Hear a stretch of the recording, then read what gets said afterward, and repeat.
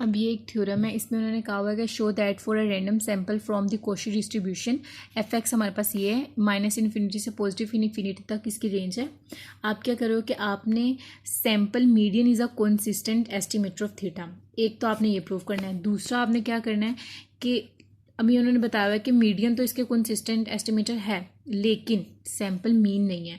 तो हमने दो काम करने हैं, एक तो ये बताना है कि मीडियन जो है वो कंसिस्टेंट है एस्टिमेटर, लेकिन जो सैंपल मीन है वो नहीं है।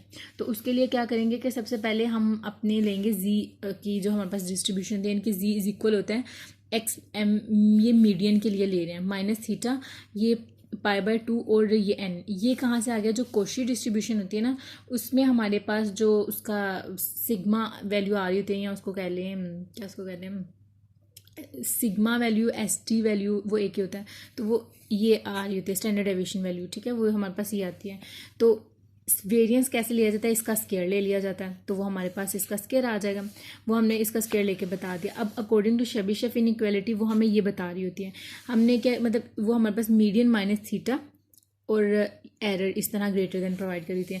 हमने खुद यहाँ पर क्या किया है कि उसको जी की टर्म बनाने के लिए π/2√n से डिवाइड कर दिया दोनों साइड पे। जब डिवाइड किया यहाँ पर तो ये जी बन जाएगी, वो हमने रिप्लेस कर दिया, और यहाँ पर इसको सिर्फ हमने क्या किया है कि नीचे टर्म थी ऊपर जाके मल्टीप्लाई होगी तो हमारे पास ये टर्म आ गई। अब माइनस इन्फिनिटी पॉजिटिव इन्फिनिटी लिख दिया। अब यहाँ पर जब लिमिट अप्लाई करेंगे कि n अप्रोच टू इन्फिनिटी है तो n यहाँ पर इन्फिनिटी आ जाएगा, इस वजह से मल्टीप्लाई भी और डिवाइड वो इन्फिनिटी ही आ जाएगा। इसी तरह यहाँ पर भी इन्फिनिटी ही आ जाएगा, ठीक है। तो माइनस इन्फिनिटी से पॉजिटिव इन्फिनिटी तक जो हमारे पास प्रोबेबिलिटी की रेंज आती है वो क्या आती है 1 आती है। तो ये तो प्रूव हो गया कि ये जो हमारे पास मीडियन है वो कंसिस्टेंट एस्टिमेटर है।